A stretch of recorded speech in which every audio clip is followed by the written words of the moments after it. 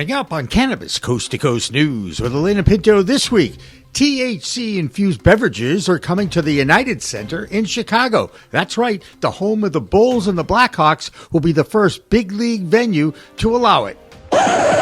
Yet in the same week, the Chicago City Council wants to ban all THC-infused beverages from that city, unless you already have a liquor license.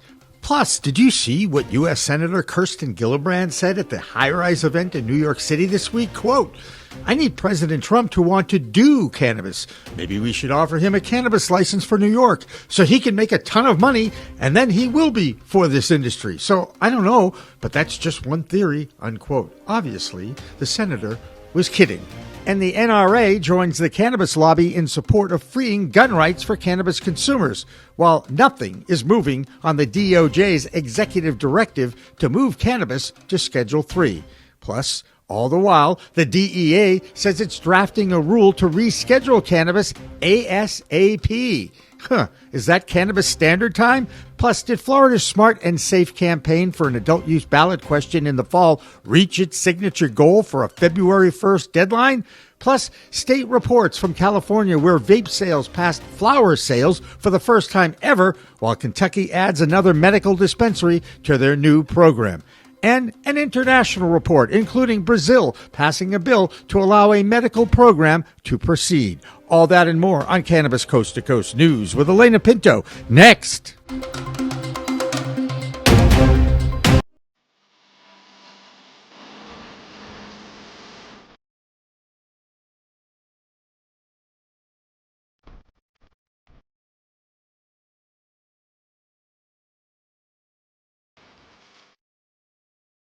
Hi, everyone. Welcome to another Cannabis Coast to Coast news show. I'm Elena Pinto. This is the weekly program produced by WPCM TV that is documenting the fight to end cannabis prohibition here in the United States and around the world.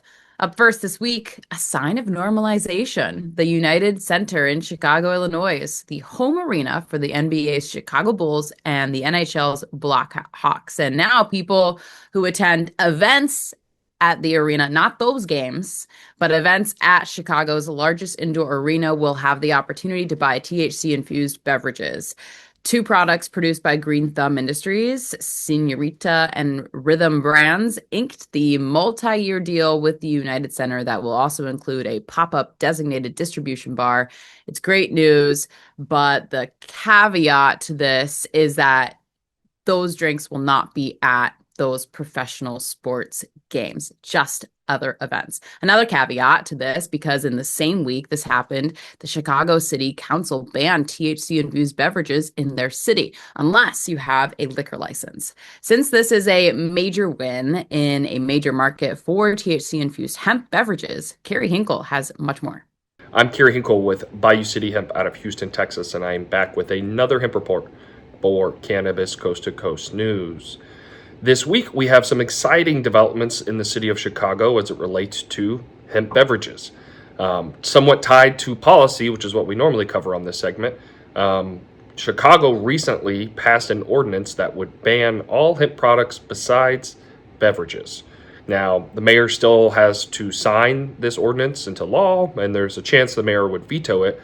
But if it passes, effective April 1st, only hemp-derived beverages will remain legal in the country's third biggest city. Now, what's exciting and related to the policy developments here is at the same time, the United Center, which is where the Blackhawks and the Bulls and tons of concerts and other big-time events in the city take place, will start selling hemp-derived beverages from Green Thumb Industries. This will be through their lines of Rhythm and Senorita. They will be 5 milligram products with 4 different SKUs. Now, an important caveat here is that those products will not be available at Bulls or Blackhawks games due to the NFL and NBA league rules, but it will be available at other events. So next time Zach Brown Band is playing in Chicago at the United Center, you will be able to find a hemp-derived 5 milligram beverage. It's huge news, not only for the hemp industry and the general adoption of cannabis around the country, but it signals to lawmakers, too, that at least one form factor, beverages, is here to stay. We've heard rumors of other stadiums in Miami and Nashville and other big cities considering also including hemp-derived beverages. The first stadium I'd ever heard of that did it was in Portland, and it was the Portland Pickles, which is an independent baseball team, and they were selling 2 milligram cycling frogs right next to their Coors Light and Miller Lite. So very exciting news in Chicago for the beverage industry as it relates to hemp, but also emblematic given the policy shifts that just happened right before this business agreement was announced. So again, I'm Kerry Hinkle with Bayou City Hemp and Cannabis Coast to Coast News. We'll see you again next week. So what's the latest on rescheduling? That seems to be on the minds of anyone in the industry, and all of them want to see federal reform launched by the president's executive order for starting the rescheduling process.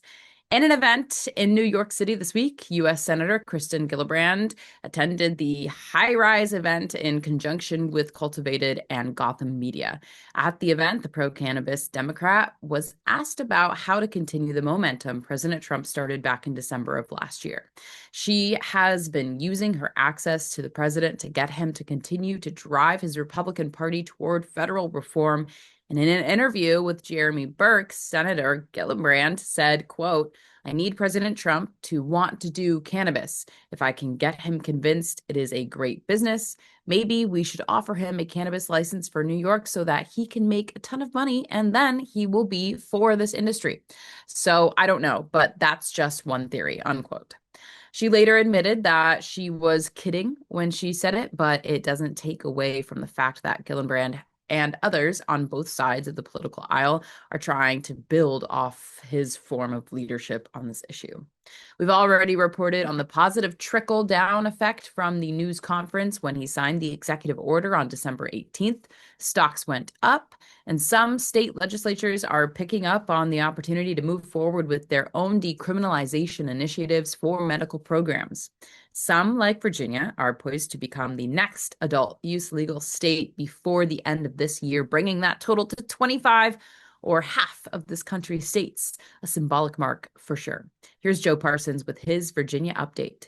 I'm Joe Parsons with the Virginia Cannabis Connection from Higher Education's Coffee Talk, sponsored by 97.5 3WV, and reporting for Cannabis Coast to Coast News. I have a positive update to report from last week's report. Virginia House and Senate lawmakers approved bills to legalize adult use sales. The Senate Rehabilitation and Social Services Committee approved an adult use cannabis market proposal from Senator Aird on an 8-7 vote. And the update from last week? A House General Laws Subcommittee advanced a companion bill from Delegate Paul Kryzak in an amazing 7-0 vote.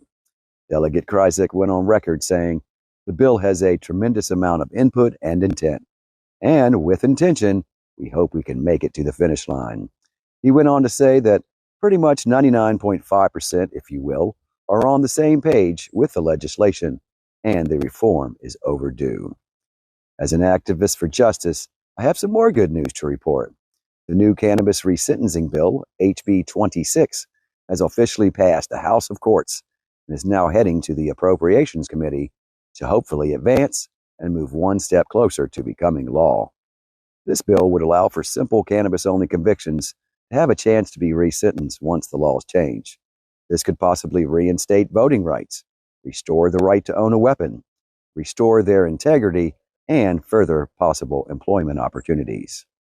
And lastly, Virginia's Lobby Day was held on Groundhog Day this year in Richmond, also known as People's Policy Day, and was sponsored by Marijuana Justice. This event was a space where policy leaders and the public could meet to discuss the policies that affect Black and Brown communities, and where anyone who wants to make a difference could be heard. I, for one, support their efforts. You can get involved by going to www.marijuanajustice.org. Well, that's going to do it for this week from Higher Education's Coffee Talk, sponsored by 97.5 3WV in Charlottesville, and reporting for Cannabis Coast to Coast News. I'm Joe Parsons. Until next time, stay lifted. Back in Washington, D.C., the pro-cannabis reform effort is now being joined by one of the most powerful lobbies in politics, the National Rifle Association. A champion for protection of the Second Amendment and the right to bear arms, the NRA is teaming up with NORML and the Drug Policy Alliance to urge the Supreme Court to uphold a lower court ruling that a statute violates that Second Amendment. The NRA's argument is that justifying firearms prohibition for marijuana users when they are not intoxicated is not consistent. Quote, with our nation's historical tradition of firearm regulation, that tradition supports restrictions on the use of firearms while intoxicated, but it does not support disarming individuals when they are sober, merely because they sometimes use intoxicants, unquote. Now let's check in on the Southwest region of the United States with Tina Tasaka. I'm Tina Tasaka with Iconic Representation and Cannabis Ex America, and this is the Southwest Report for Cannabis Coast to Coast News. As I reported 2 weeks ago, Arizona is facing a new push to roll back adult use marijuana sales. There are recent updates now that concern local Arizona politicians. Congressman Andy Biggs of Arizona is front and center. Biggs, along with fellow Arizona Republican Paul Gosar, supports a repeal effort backed by anti-legalization group SAM, Smart Approaches to Marijuana. The proposal would end adult use cannabis sales statewide while keeping medical marijuana legal. Supporters must collect nearly 256,000 signatures by July to get it on the Arizona November ballot, putting the state's $1 billion cannabis market at risk, with Biggs playing a key role in the fight. Arizona has potential medical expansion. State Representative Selena Bliss has proposed legislation this month to add terminal illness to the list of qualifying conditions for medical marijuana, aiming to provide a legal alternative to opioids for end-of-life care. Nevada's market is focusing on regulatory refinement and administrative leadership changes under Governor Lombardo. Here's a summary. Cannabis Compliance Board leadership in January 2026, the CCB welcomed new member L. Christopher Rath. This follows the appointment of Major General Andra L. Berry as the new CCB chair in late December 2025. In regulatory focus, recent CCB meetings in January have prioritized strengthening independent testing laboratory regulations, Regulation 11, to ensure product safety and potency accuracy. Current possession limits: adults 21 and older can possess up to 1 ounce of flower or 1/8 of an ounce of concentrated marijuana. Public consumption remains illegal except in specifically licensed cannabis lounges, and there's only 2 of those. That's it for the Southwest highlights. I'm Tina Tasaka with Iconic Representation and Cannabis Ex America for Cannabis Coast to Coast News. Earlier in the show, Carrie Hinkle reported on the THC ban voted on by the Chicago City Council, but there is more happening in Illinois now that the legislative session has just begun in their state house. With that story, here's Cole Preston from the Cole Memo podcast. I'm Cole Preston with the Cole Memo with this week's Illinois Cannabis Report for Cannabis Coast to Coast News.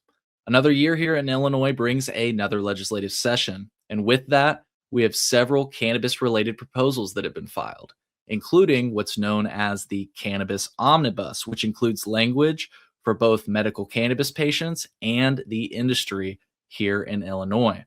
One of the provisions that has the most support would allow medical cannabis patients to shop at any dispensary statewide.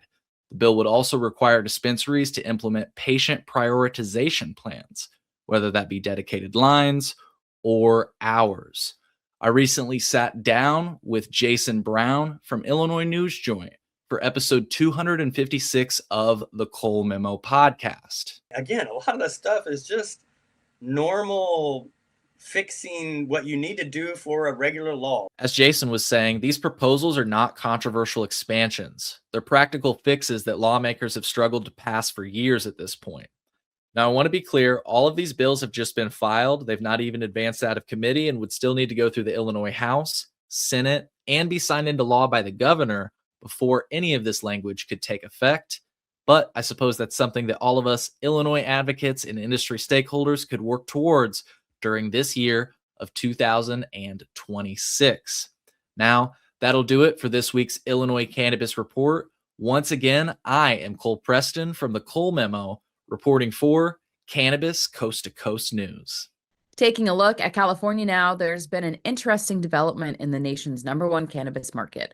For the first time ever, vape sales have exceeded flower sales, at least in the legal market.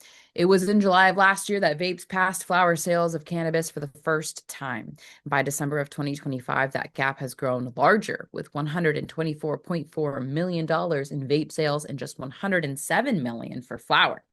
On top of that development, the California legislature is moving to ban all disposable e-cigarette vapes, which in turn would ban the same disposable vapes for cannabis products. Well, now let's check in with Matthew Friedlander in Washington State, where that state continues to move forward with their plans to add social consumption to their adult use market. Hi, I'm Matthew Friedlander with Skagit Organics, coming to you with the Washington State Cannabis Report for Cannabis Coast to Coast. I reported earlier this week from the state capitol here in Washington. I was down there with the Cannabis Alliance for our annual lobby day. We had about 50 meetings with different legislators over the course of the day. Another great turnout and another great event. It definitely helps to move our legislative agenda forward, having these kinds of meetings and relationships with our lawmakers. And one important piece of legislation that we were able to move forward out of committee, it was passed out of committee on Friday, and that is our cannabis hospitality bill. So we are very excited about that. This bill will create legal spaces to be able to consume cannabis here in Washington State. Currently, there is no legal place to use cannabis outside of your own home. And with the World Cup coming up later this year, there are going to be people from all over the world here to enjoy the festivities. And many of those people will be partaking in the use of cannabis. Another important piece of legislation that we have in front of the legislator this year is our home grow bill. It is still a Class C felony for an individual to grow a single plant of cannabis at home. I often say that we commercialize cannabis here in Washington State. We did not fully legalize it. And home grow and this consumption bill would be two important steps in that direction. There is also legislation put forth by another trade group here in the state that would restructure the way cannabis taxes are collected. It would be a milligram tax on concentrates and would be a substantial increase of tax on flower.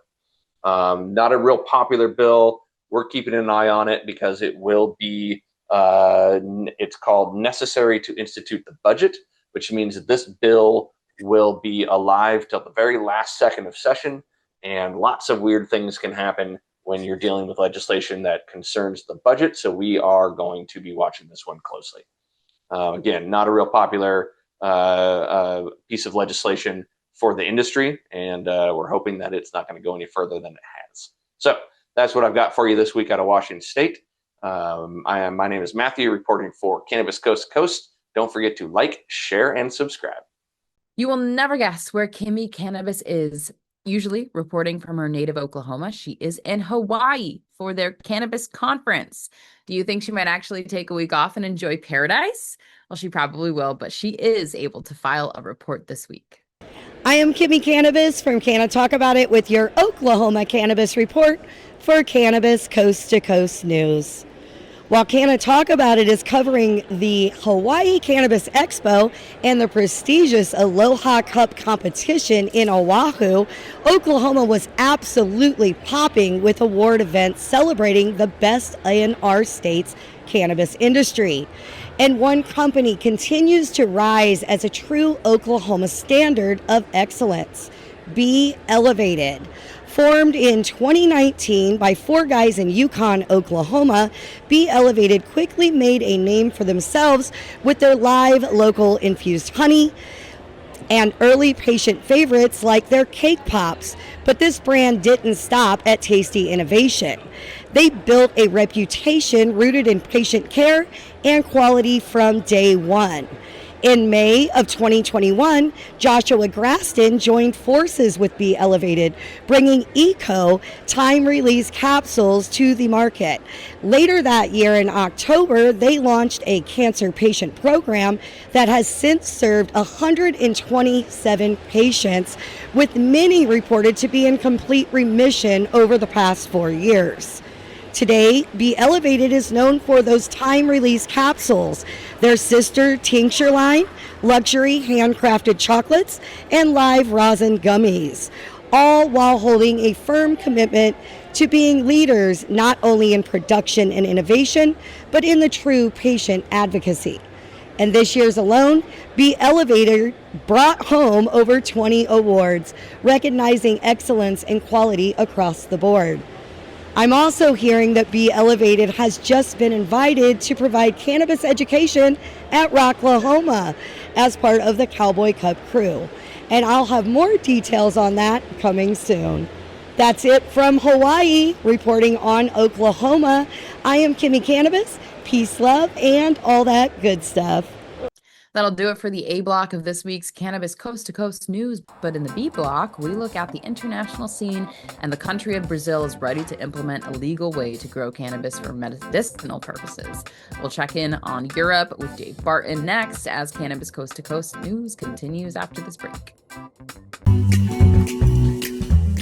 Your cannabis business could be overpaying by hundreds of thousands of dollars in federal income taxes because of one simple assumption that you're making about your accountant. A dispensary owner in Colorado called me frustrated as hell. He'd been working with the same accountant for 3 years.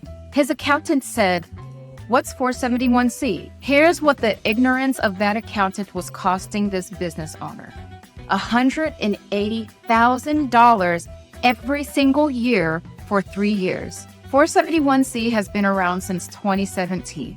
We're talking about an 8-year-old tax provision that many cannabis CPAs don't fully understand. 471C is one of the most complex and highly debated tax strategies in the cannabis industry. If you want to make sure you're not leaving any money on the table, I'm offering free 471C reviews this month. Link in the description.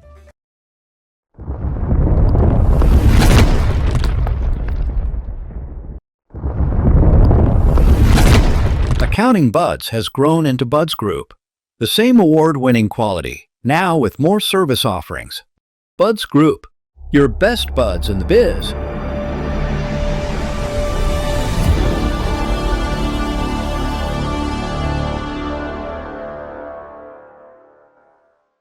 Looking for PR that over-delivers on expectations? At Maverick Public Relations, they pair big agency experience with personalized attention. From launching award-winning brands to securing top-tier media hits, their data-driven communications team helps visionary leaders and entrepreneurs rise above the media noise. Maverick PR is responsive, collaborative, and relentless about results and ROI. Visit themaverickpr.com and make headlines together. If you want to make history, if you want to be part of history, if you want to say you helped legalize marijuana in America, now is the time to join us.